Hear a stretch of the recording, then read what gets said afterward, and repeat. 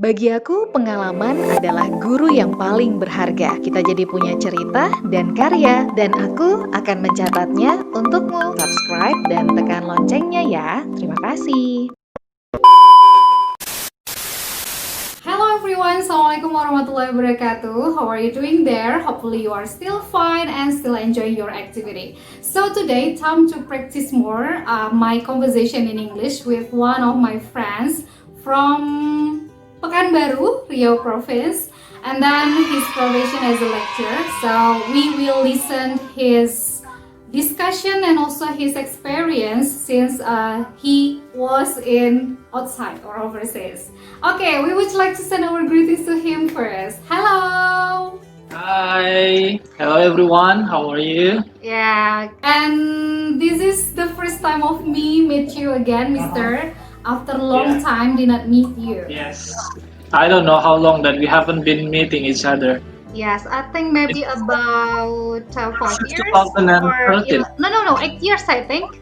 8 years. Yeah. Yeah, 8 Yeah. years maybe. Of course, you already lot of had experiences outside as a overseas students.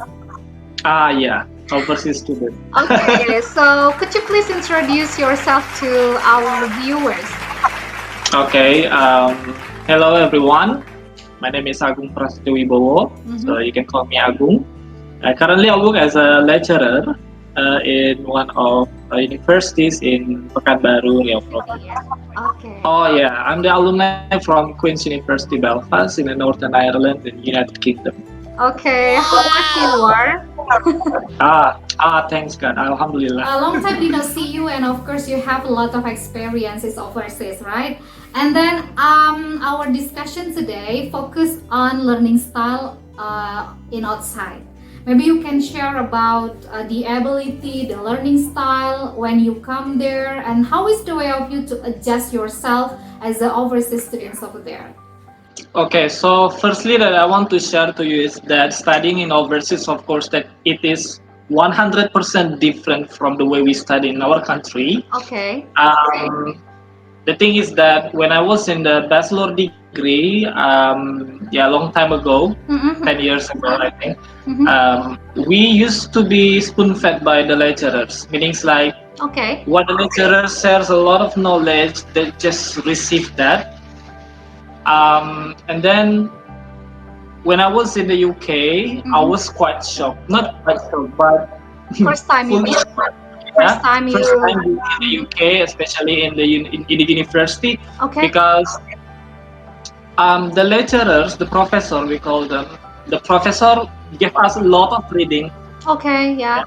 a lot of reading lists that we have to read before the meeting. Yeah, Before the meeting, before the lesson.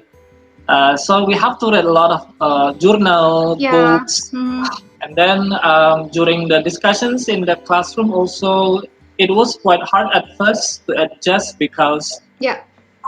native speakers they have the different way of studying. Yeah. We don't have like a question and answer sessions. Meanings like when the lecturers give explanation, we just can ask question directly to them. Yeah. So we don't have to wait like, okay, any questions? No. So meaning no. that when the lecturer explain a lot of things, you just can go directly ask the question if you don't agree or if you have any other opinion. Okay.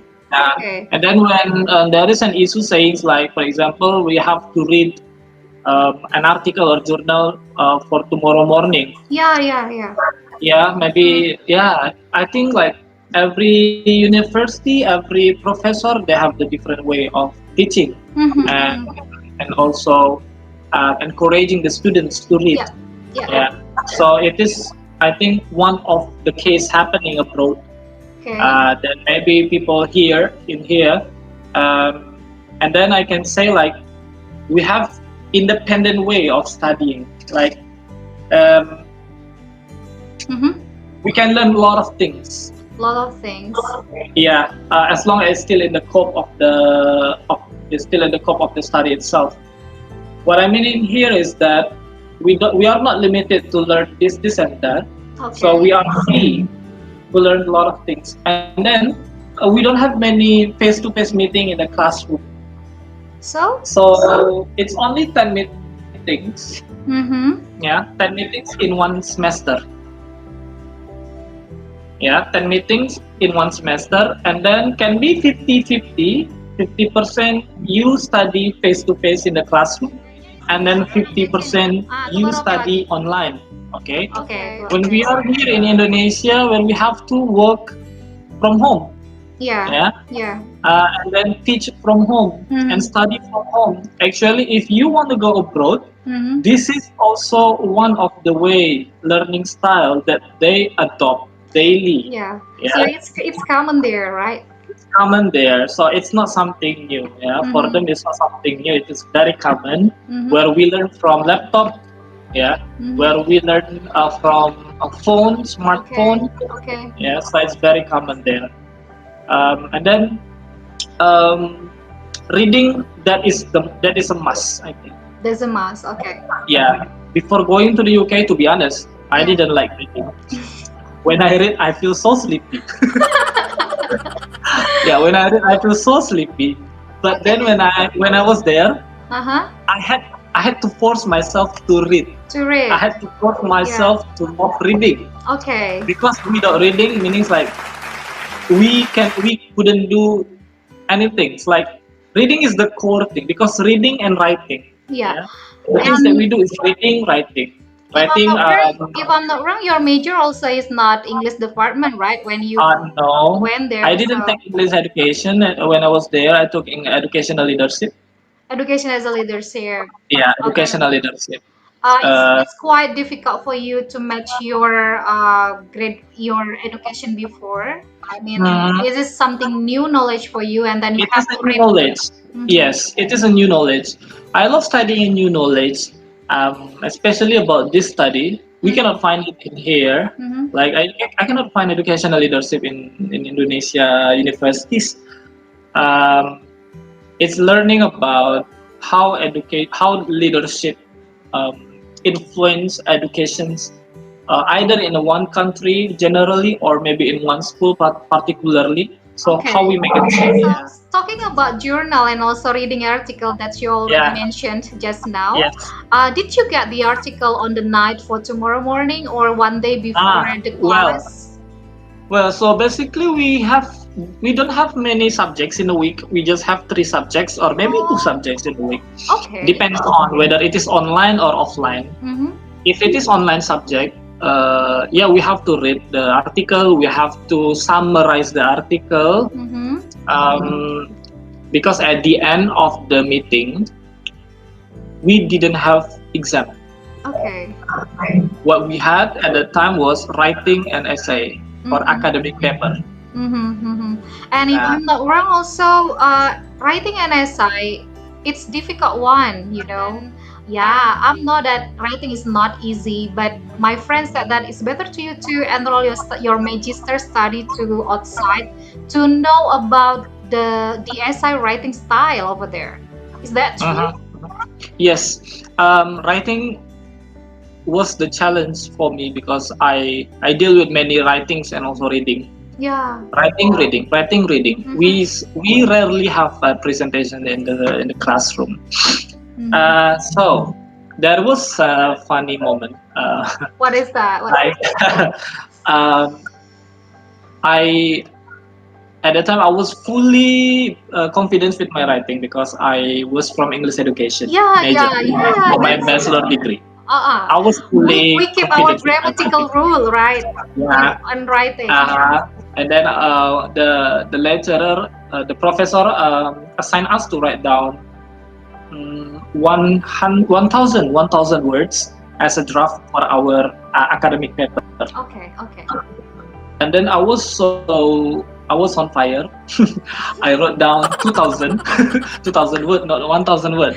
And then I wrote down 2,000 words. Then I sent to her, Mm-hmm. and then she sent me back the feedback Okay. only from 1,000 words. Mm-hmm. Mm-hmm. Yeah. So when she said that, please write down 1,000 for the draft. Just write down 1,000. Don't write down 2,000, because the rest of 1,000 she will not check it for you. Okay, so should be consistent based on instruction, right? Yeah, that's on the instruction. That the first, and the second is because I believe in my writing, and I thought that that has been perfect. Yeah. I sent it to her, and then when she sent it back to me, the feedback, she told me that she was confused in reading my writing, Okay. and then she told me, "I don't understand what you're saying in here. I don't understand what you're writing in here. Mm-hmm. So what should I do? Please, you give your writing to the proofreader." What is proofreader? Can you explain to our viewers? Okay, so a proofreader is the one who check for your writing grammatically. So basically, it's same with the editor So in the it book. should be certain people that's skillful for. Yes, Okay. yes. So there were several services for the proofreading in Oh, my okay. university at that time, but we still have to pay that. Yeah. Yeah, we How have to much pay was that. that? For 1,000, I think it's around 10, Dollar? 10 pounds sterling. Oh, pound sterling. Okay. Yeah, 10 pounds sterling. Mm-hmm. Yeah, for 1,000. But because we have 3,000 or maybe 4,000, so we have to pay extra money. And then you Yeah. brought your essay to proofreader at the time. I brought my essay to the proofreader, and then she told me like, "Did you mean by this?" "Yes, I mean by that." "Oh, okay. And then she edited all my writings, and once the editing finished, and then I sent it to my professor, and my professor told me like, "Okay, I just understood what you're writing." Wow! I think it was difficult thing when you try to encourage your ideas, try to deliver your idea on writing, and then Yeah. your supervisor Yes. could not understand what is Yeah. mean. And then the main point is that how to justify the argument. Yeah. Yeah, when we have to justify the argument, when we say that, well, education in our country, education in Indonesia is well improved. Yeah. It is said that education in Indonesia is well improved. How you support the statement itself? By adding some research.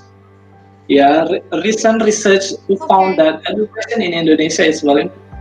So that's the thing that we have to do. But yeah, we have to write, we have to paraphrase, we have to do some citation, and then the things that I learned is that when we write in English, we have to write in English. We don't have to think in bahasa Indonesia. How is the way? Yeah.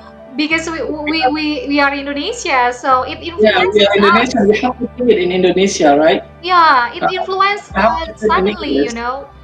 Mm-hmm. And then I keep thinking in my mind like what I have to write down. When I write something, I have to think it in English. And then the thing is that we have to follow the phrases. What I mean, like written expression. Yeah. Written expression. So there are several expressions that we have to use and adopt into our writing. Not the expression from bahasa Indonesia that we translate into English. That Yeah, doesn't that's a make spoken sense. one, right? That's a spoken one. Yeah, that doesn't make sense. So we have to know that whether we want to argue something, whether we want to give a contra argument, whether we want to conclude or we want to present a data or survey or anything, there must be and there have been expressions that we can use, and then we have to put it into our writing, because people out there they're